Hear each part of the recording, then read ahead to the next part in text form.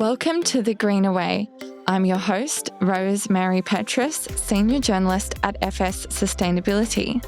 We are recording on Gadigal land and we pay our respects to traditional custodians of country and elders past, present and emerging. With mandatory climate reporting coming into force in Australia, the corporate regulator ASIC is stepping up enforcement, targeting misleading and deceptive practices with serious consequences for non-compliance. Today's episode is your guide to mastering climate reporting and avoiding greenwashing. We have the Commissioner of the Australian Securities and Investments Commission, Kate O'Rourke, here today. Welcome to the show, Kate. Thank you very much, Rose. It really is a pleasure to be here. Mandatory climate reporting for large corporations is just over 2 months away when this episode comes out, with a phased rollout for smaller entities until 2027. It seems to be the topic on everyone's lips at the moment. But could you start with a brief explanation of this legislation? Well, I'd be pleased to, because it really is a very significant step in relation to climate disclosure. We've had plenty of companies who've already started their climate disclosure journey, and some have done it for a couple of years. But this is a new mandatory climate disclosure regime. It doesn't apply to all Australian companies by a long stretch, but it really does apply to a lot, and particularly our big Australian companies. So it's important people do have some information about the reform. Okay, so while you're right that it starts from the 1st of January 2025, that's when the financial year starts for the first cohort of companies that will be covered, but they won't prepare and submit their reports until 2026 because it covers that full year. So we'll see the first reports come through early in 2026. And as I think you sort of alluded to, there's 3 different cohorts of people who are companies that will be brought in, some starting the beginning of next year, the following year, and then the third year as well. So there's phased introduction of this requirement to prepare climate-related financial disclosures in terms of which companies need to disclose. And there's also phasing in that there is a 1-year delay in relation to Scope 3 emissions. The responsibility to provide information about those is delayed a year in recognition of the challenges associated with that particularly. So this is really a very important reform, and the implications for our capital markets and for our investors and indeed our companies are very significant. So ASIC recognises that we are going to be in a period of transition and that organisations will be developing the capabilities that they need to comply. And as an audience, both ASIC and investors in the wider community will be learning more through these disclosures and seeing them develop over time. So our key messages really to businesses are to start now, really start, if they haven't started already, really building those organisational and governance structures, because before we know it, the reporting will be upon them. Could you break down those 3 cohorts for those who aren't aware? Oh, of course. So the first cohort are for our largest companies, so consolidated revenue of $500 million or more. So sorry, two of the three of the criteria that I'm about to set out. So consolidated revenue exceeding $500 million, end of financial year consolidated gross assets of $1 billion or more, and or end of financial year employees 500 or more. So very big companies. The other group that falls within this Group 1, and Group 1 starts on the 1st of January 2025, their financial years, is companies that are national greenhouse energy reporters. So that's a sort of complex way of saying big emitters. So if a company is a national greenhouse and an energy reporting reporter, then if they're over the threshold, the publication threshold, then they too are in Group 1. So they're the ones, like I said, that will start 1 January 2025 with the reports coming through in 2026. The second group of companies are sort of the next step down in terms of size. So again, we've got 3 thresholds, and if 2 are satisfied, then you're in. Consolidated revenue of over $200 million, consolidated gross assets of $500 million or more, and then 250 employees or more. So 2 of the 3. The other people in Group 2 are all the other national greenhouse energy reporting companies that fall below the threshold that I referred to before. And then the third category in this Group 2, third cohort, registered schemes and super funds and collective CCIVs, corporate collective investment vehicles, if they've got more than $5 billion in assets. So all of those Group 2 people start on the 1st of July 2025 if their financial year starts on or after 1 July 2025. Sorry, I beg your pardon, 2026. And then the third group are the smaller companies who have a consolidated, again, 2 of the 3 criteria, more than 50 million revenue, more than 25 million gross assets, and 100 employees or more. So that's the biggest group, and their first annual reporting period will be from 1 July 2027. So in the lead up to the law passing, there was a lot of discussion around the limited liability period, with some calling for it to be scrapped altogether. So can you tell us the final decision and why? Yes. So what the limited liability period refers to is the fact that there's a period of time, and it's 3 years, during which only ASIC will be able to bring action in relation to breaches. So I'll just unpack that a little bit more.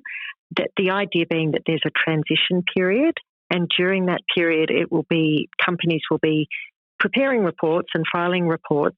But if, as well as ASIC having the capacity to sue them for breaches, if private citizens or class actions could be commenced in relation to them, that would be an additional burden for those companies. So that's the policy call that the government or the Parliament has made in deciding to have this limited liability period. So the period runs from 1 January 25 to 31 December 2028. So it's 3 years total. It's not 3 years per group. I referred earlier to the fact that there's different cohorts starting at different times. This limited liability period is just 1 3-year period rather than a sort of sliding period. The second thing is just to give you a little bit more information about which provisions. When I said there's a breach of what? So it's in relation to breaches or alleged breaches of Scope 3 emission disclosures, climate-related forward-looking statements, scenario analysis, transition plan disclosures. So these are some of the things that are mandated by the new law. So if someone makes a mandated statement and it's wrong or there's an error, ASIC has the capacity to bring an action in relation to that alleged breach, but others won't. Can I just make one small additional information is that for climate-related forward-looking statements that aren't Scope 3 emissions or scenario analysis, that's only a 12-month period. So there's sort of a shorter limited liability period there. So really this is about supporting people to comply with the mandatory documents, the mandatory requirements. If people are making voluntary statements that they don't need to make, so starting to stray into sort of green credentialing or allegedly greenwashing, that's not mandated, then that's not protected. So this is about really protecting people or supporting people to do the new mandatory disclosures well. You've talked a bit about some of the breaches that ASIC is watching out for. What kind of enforcement actions can we expect from ASIC, and what other scenarios do companies need to be aware of?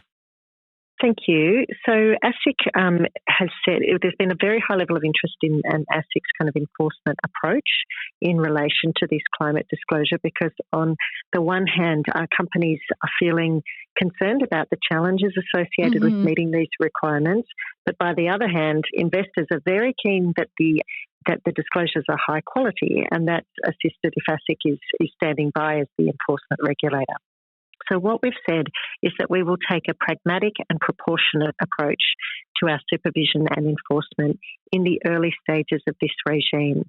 So what this means is that we recognise there's a period of transition, we recognise the industry's building capability and will be implementing organisational changes, and we will reserve any enforcement action we take to misconduct of a serious nature.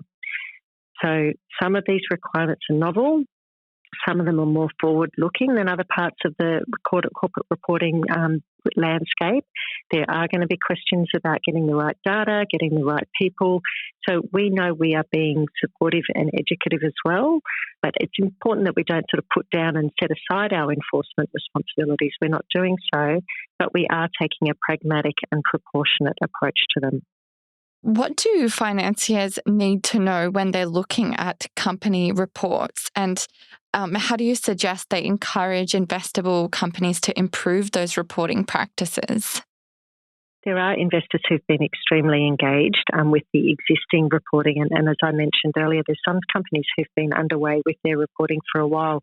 And while we haven't had a formal supervisory responsibility associated with that existing reporting, we have seen really genuine leaps each year as people have got more and deeper and more sophisticated reporting, even on a voluntary basis. So investors can look forward to seeing an evolution in the quality of and the depth of the information that's there, but also we'll have the capacity to ask questions about the information that's provided, because we, like investors, really see this new information that's going to come to market as very welcome information that's relevant to think about how companies are thinking about climate risks, climate opportunities, and really big changes that may come their way or that they may choose to make in response to those risks and opportunities. Is there anything else that our listeners need to know? I think it's a great opportunity for people to really get going. I think most companies really have started their thinking. There does need to be a strong focus internally on governance, on structures, on data sources, on, all of the things that are the building blocks for good reporting. So I'd encourage listeners who work at companies to really be seizing the opportunity that this reporting obligation provides to build those capabilities and to build that sort of bench strength. It feels like, it's not a while, it's a little while until we see the reports, but that time will fly. So plenty to get along with in terms of building out the reporting. The other thing I wanted to bring to people's attention is that there are different parts in the wider kind of system where they can have input. So, for example, ASIC, we're going to be publishing guidance on how we're going to be administering the regime. If people have input, it will be done by way of consultation. Similarly, there'll be guidance on the standards. The wider sustainable finance roadmap, there's work that's happening on data, on taxonomy, on labelling. So there's a wider set of reforms that if people are interested in, they can have fantastic input, and that's really welcome. Thank you so much for your time today, Kate. Where can people find out more about the new laws and also get some help if they need? Welcome to come to the ASIC website, so www.asic.gov.au. We've got a landing page about climate reporting. It's got access to the law, also a wider set of information that should be a good starting point. I do know that there's industry associations and organisations in the community that are also really actively looking to support both companies who are preparing the reports, but also investors as they read them and digest what's often very technical information, but really important information. Thank you so much. Until next time, then, I'm Rose Mary Petrass, and thank you for listening to The Greener Way.